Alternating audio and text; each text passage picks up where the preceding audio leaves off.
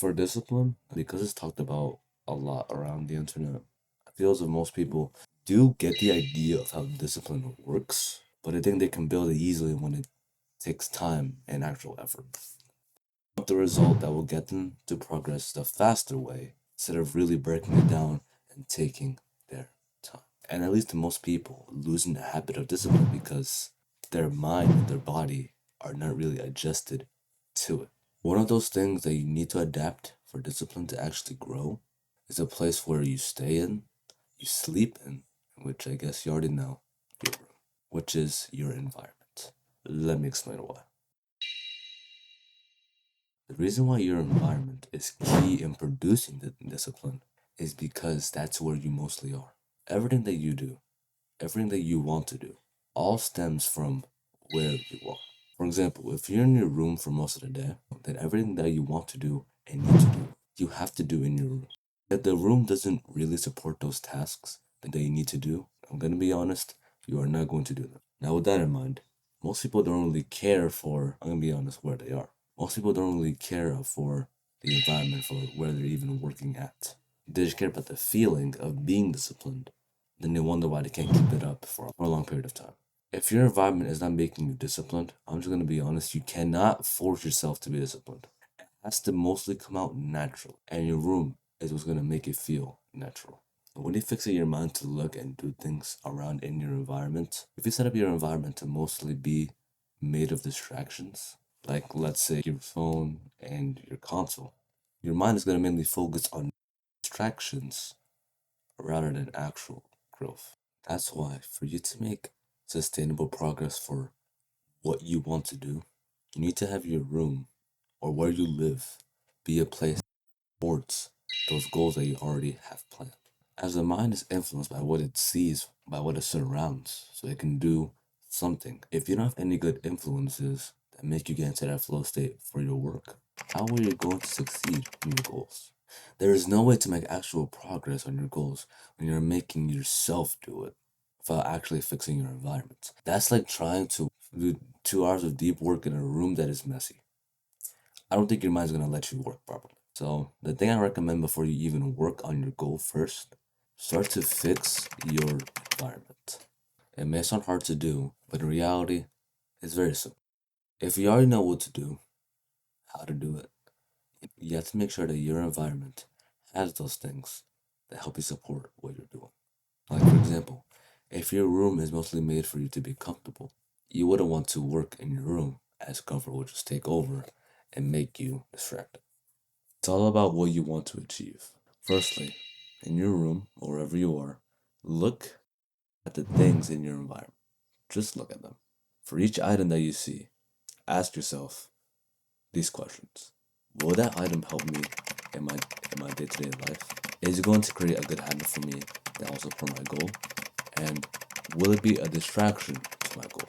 It may take some time to do, but this will remove mental clutter that has mostly taken your focus away, will aid you in thinking better, remove the distractions that will try to follow, and it'll promote a more focused environment. The one thing I realized about being disciplined is that if I just let distractions appear in my way, there's a more likely chance for me to fall into it rather than actually stay away from it. Because it's in front of me, I'm getting more tempted to actually do it because I'm seeing how it is. Removing a distraction from your environment ensures that you won't even think about it in the first place. Like, so it won't be an issue for you later on. Then, after clearing the distractions away, understand the habits that you want to build that will support you in your goal and make them come naturally from your environment. Like, for example, let's say if you want to build a habit of reading 5 to 10 pages of a book, right? Instead of trying to force yourself to open and read the book, start to place a book on your desk before bed so you can read it in the morning. Or you can place more books around your environment so your mind naturally flow towards what book may be more interesting. So you can start building the habit of actually reading 5 to 10 pages. When you start to just naturally do things, it becomes easier and easier for you to be more consistent and more like you're actually doing it without making it feel like a chore. that's something to do when you actually want to build habits. Because I feel as if most people get the idea of building habits as forcing yourself to do something, when that's not the case. When the mind is surrounded by an environment full of distractions, it will focus more on those distractions.